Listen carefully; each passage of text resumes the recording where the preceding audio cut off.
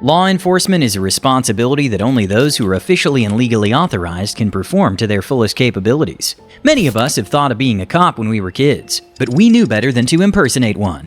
But it seems like for these two idiots, that part of their childhood hasn't ended.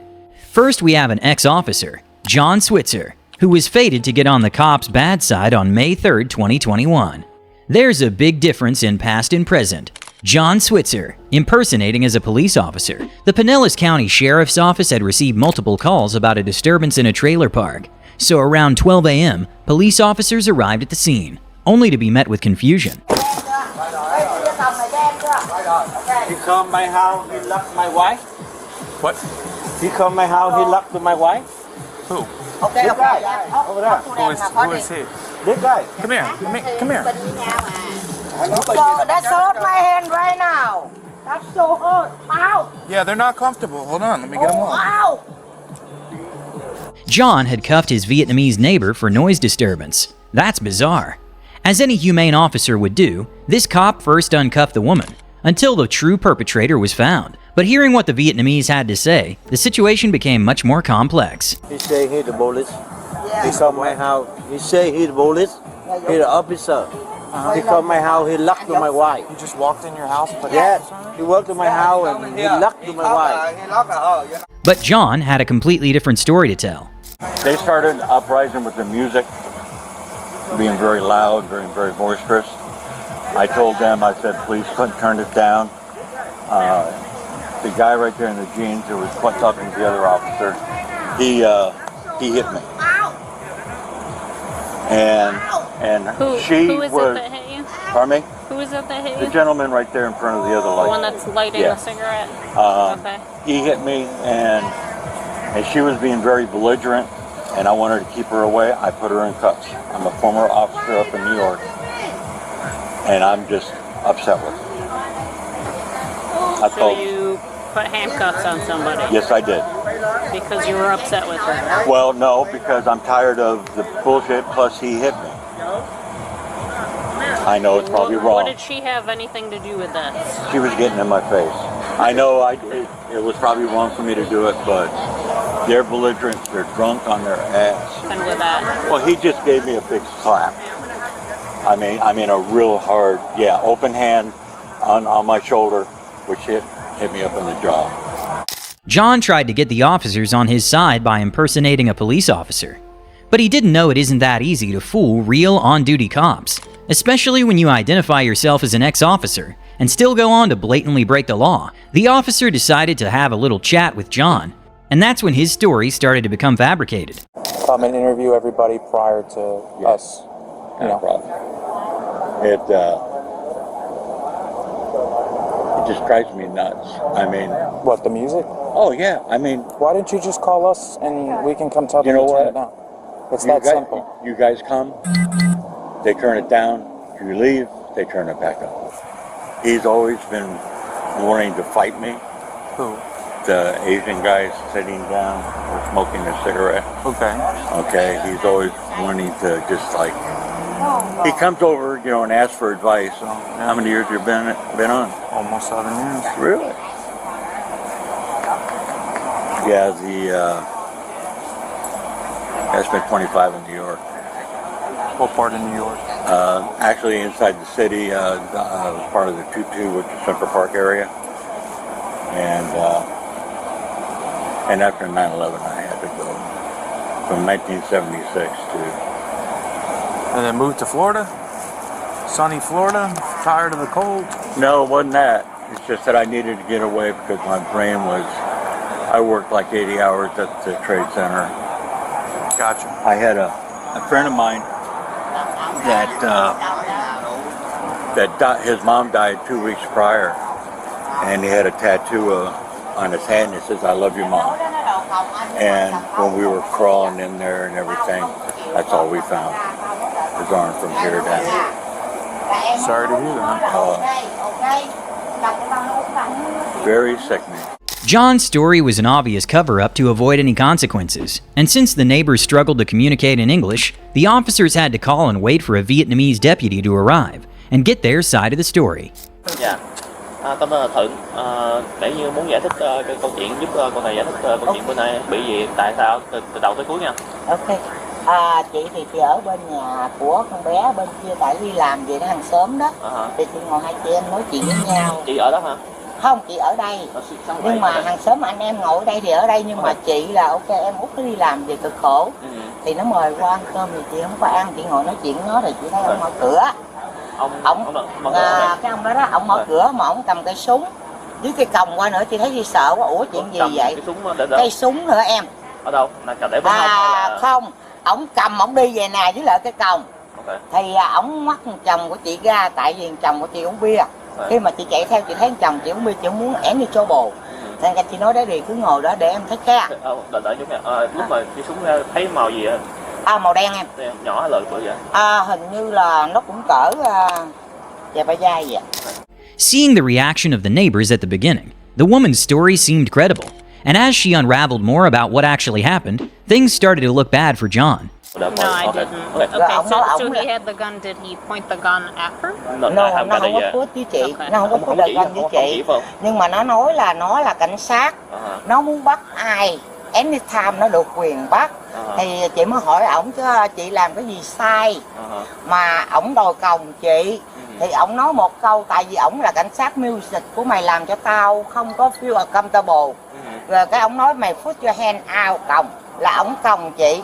Thì lúc đó thì ok, ổng còng chị siết quá chị đau, chị không biết làm sao. Chồng chị nó giận lắm, chị nói đấy đi, anh cứ ngồi im đó cho em, ở Mỹ thì có luật pháp, ok em gọi điện thoại là nó lợi nó hép liền, anh không cần ra tay.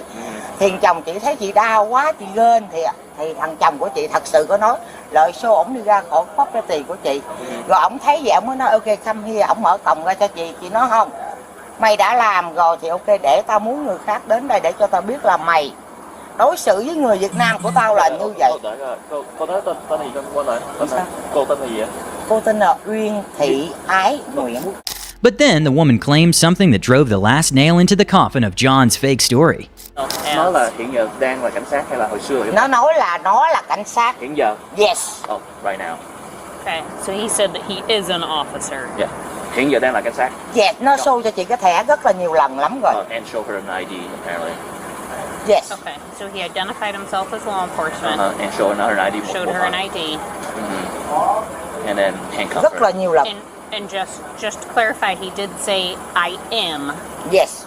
Not I was. No, I am officer. Okay. It was over for John. The officers read him his rights and still gave him another chance to come clean. They had given him a sign, hinting that they knew what happened, and the best course of action was to just spit out the truth.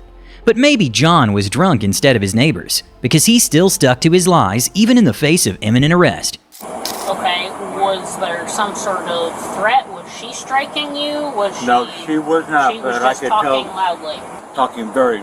They're all drunk. Okay, so she was just talking, and what very, made you very loud? If he was the one that was causing violence to you, threatening you, whatever you perceived the situation to be. Yes, ma'am. Why did you handcuff her? She was being very belligerent, and I figured she was the biggest threat I had. Okay, so you said you had your cell phone in your hand. Yes, ma'am. Did you ever think about dialing 911 to allow us the opportunity to deal with this instead I was on the phone with dispatch at the time to get, At the time that you placed her in handcuffs? No, before. Okay, so that's what I'm asking you, is if you had your cell phone in your hand and that's what you were holding, why not just call 911 instead of putting her in handcuffs because she was being boisterous? My bad. I agree. I could have used the situation better. Okay. All right, go ahead and stand up for me. I'm going for a ride? Yes, sir. Can I lock my door? I'll let you do that in a minute. Stand up. Are you prior law enforcement with? New York. New York. State. The state of New York. The city. I was a city cop. NYPD? NYPD. Okay. And what year did you retire from there? 2001. Do you have like a retired police officer ID or anything? Yes, I do. It's in my wallet, which is in the house. Okay. But that wasn't shown to them at any point? No, ma'am. Okay. And the badge that you have on the holster right by the door that says Florida Investigator Sergeant, where did that come from? I was a private investigator at one time. A private investigator? Yeah. Okay. But not law enforcement? No. Okay. John was charged with 2 felonies. But this next case is something out of the blue. If you're already caught impersonating a cop in broad daylight, you know it's over for you. But it didn't stop our next impersonator from being a smarty pants. Crying won't save you. Melissa, impersonating police and drunk while driving. On April 17, 2023, police officers received a report of a woman named Melissa impersonating a police officer. An officer was dispatched and first met with the victim of the impersonation, who identified the fake cop going away in a vehicle. What did she do? What did she do? She's impersonating a cop. What did she say? She like pulled in front of the crosswalk where I was crossing. Okay, what did she say? Tell me what. She tells me that she's a cop, that she's investigating me or something. All right, raise your right hand. Yeah. Do you swear in her right hand? Right hand. Do you swear in her right hand? You just told me the whole truth. Yeah. All right.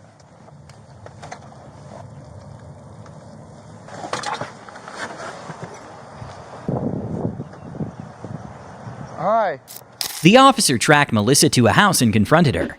At first, she seemed to be sweet and cooperative, but her true nature quickly became evident. Sheriff's office. How are you? Good. So I'm having somebody tell me that. He was like harassing me. So Okay. I don't know. So what'd you tell him? You can call him. No. What'd you tell him? I didn't say anything to him. He He was harassing me. Well, how was he harassing you? He was like, "Oh, you're just doing disrespectful." Like, no. Okay. What do you mean he was harassing you? Again, all he said is I'm doing something disrespectful. What did he say? I don't know. That's the whole thing. So how's he harassing you? I don't know. That's why I like. But hold on, real quick. You told me that he's harassing you. Yeah. But then when I ask you how he's harassing you, you don't know. I don't know because why is he calling the cops? Melissa's lie about harassment fell apart immediately when she couldn't describe how the victim had allegedly harassed her. She couldn't even confirm if he had harassed her at all, or if she was just being overly suspicious. This made the victim's claim of impersonation true, but then she went on to lie about the most obvious thing, and got caught red-handed in an instance. So you've been staying in the same area driving around? Because Do you mind if I get your ID? Yeah, absolutely. Absolutely. Do you stay here at this? Yeah, I live here. Okay. Did you recently move? No, I live here. No, I'm asking you. No, the reason why I'm asking. No, I live there. That's why I own my house. So did you just pull over here because I pulled you over, or? No, because you were sitting there around because that guy, he was there sitting harassing me. Okay, but no, I'm just asking because you're in the drive. I got you. No, I got you. I'm not trying to mess with him right now. He was down the road. Hey, real quick. Hold on. Take a second. Listen, the reason why is because you're in front of somebody's house. I didn't know. When I asked you, you said you lived here. Okay, I know who this house is. Okay, that's what I'm asking. I'm asking why you pulled up in here, and you said you lived here, and the address on here is different.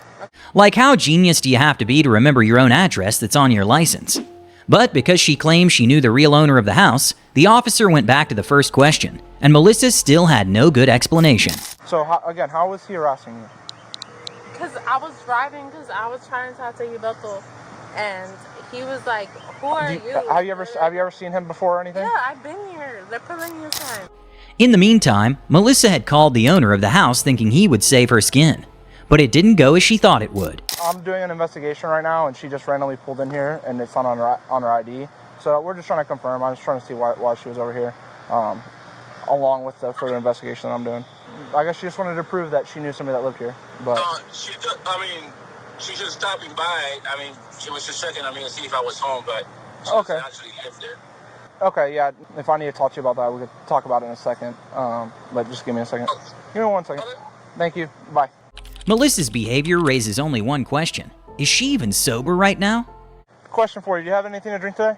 Nope. Okay, I can smell the odor of alcohol coming from your breath. Okay, so I can go to his house so he... No, right now you're detained. No, because...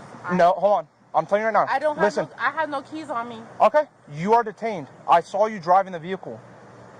You're detained. If you try to go in the house, I'll put you under arrest. How?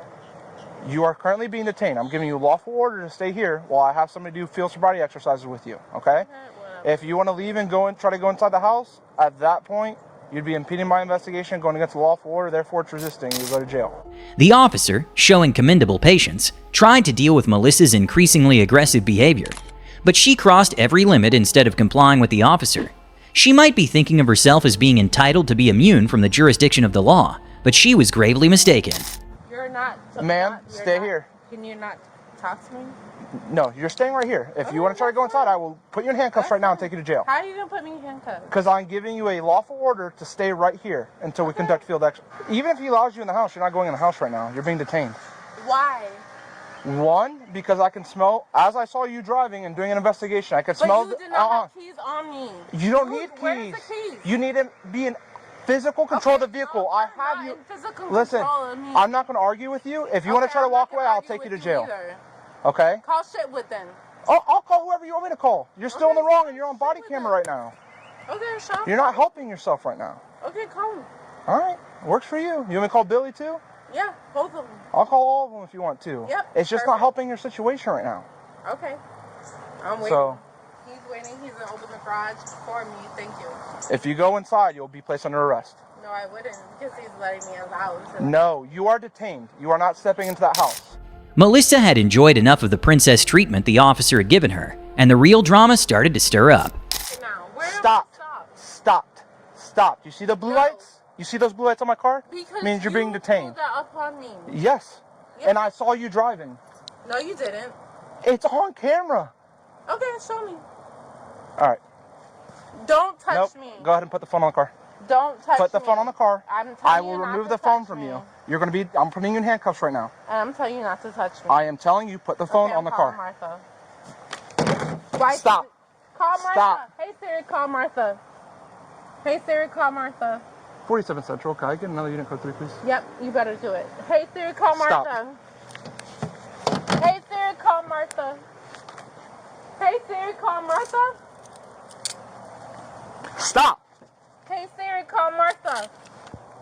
Alpha 47, I have one resisting. I'm not resisting. You're literally pulling away. That's code for resisting. You're resisting me. Stop turning around. You're resisting me. Stop. I'm staying in front of this house. You know he has a camera, right? Good. I have a camera too. Yeah, You're not helping yourself right now. You can see that you are being resistant to me. Stop pulling away. I'm not pulling away. You are literally pulling your wrist away. I'm not pulling away. I am not pulling away. Hey Siri, call Martha. Hey Siri, call Martha. Let's go. Don't touch me. Don't touch me. Listen. I want Peter. I want Billy and everybody. You can call all those people later. Okay, we'll call them now. Because you're refusing mine. No. Let's go. I'm going to put her in my car real quick and we'll talk and we'll do about the signal one. Oh, that sucks. Come on. Can you touch me besides him? Let's go. Walk. Can you take him off me? My phone. Keep walking. The second you resisted and you came out of that car emanating of odor vehicle or alcohol substance, you're detained. As a black person, Listen, my color, my skin has nothing to do with anything that happened today. yeah, they didn't give me opportunity. Like, Oh, really? Like he really just. Oh, sat really? there, like for what? For what? I don't know. You tell me. You don't know. You tell me. You don't know. You're trying to bring race into this? So you're saying you don't know? I don't know. I just got here. What happened? Wow, you don't know? You don't know. Nope. But you're trying to bring race into this, saying, oh, it's because I'm black, letting them do this. But you don't know, right? But the drama was far from over. This lady was in no mood to claim responsibility for her actions. Are you going to provide me a breath sample, yes or no? No, because I'm not allowed to provide a lunch. If you refuse to take the test I've requested of you, your driving privilege will be suspended for a period of 1 year for a first refusal or 18 months. Do you still refuse to submit to this breath test?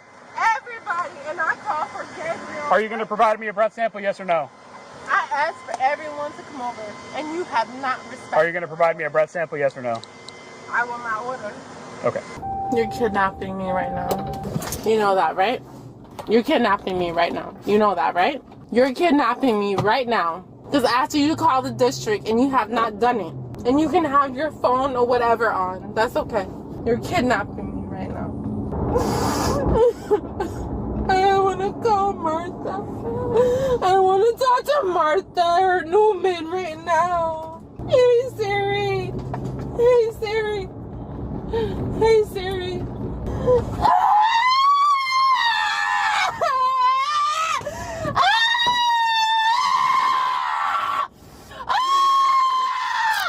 For the rest of the ride, Melissa continues to scream like a maniac, but because I care for my viewers, we'll skip this nonsense.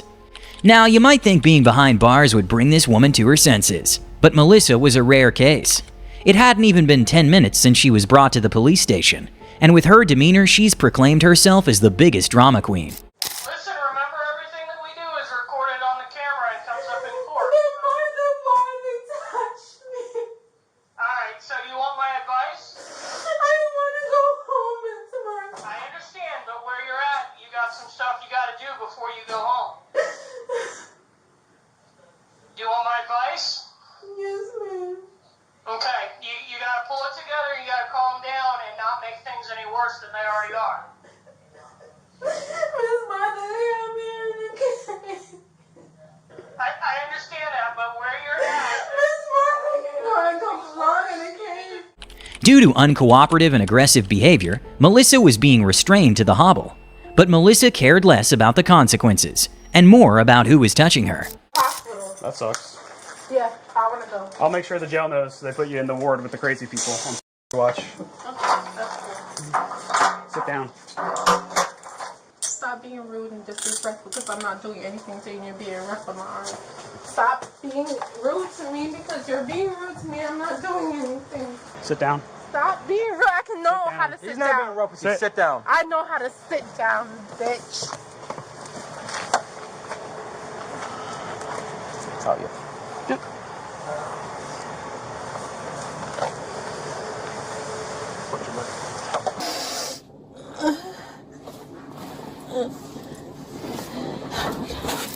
But Melissa wasn't just done yet.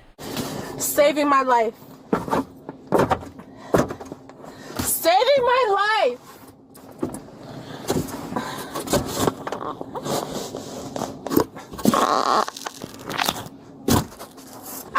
You're suffocating me. You're safety. You're cuffing me. You're suffocating me. So I look like a kid in the car. In the end, Melissa was charged not only with impersonating a police officer, but resisting an officer without violence and DUI. For all this, she was sentenced to 12 months of probation.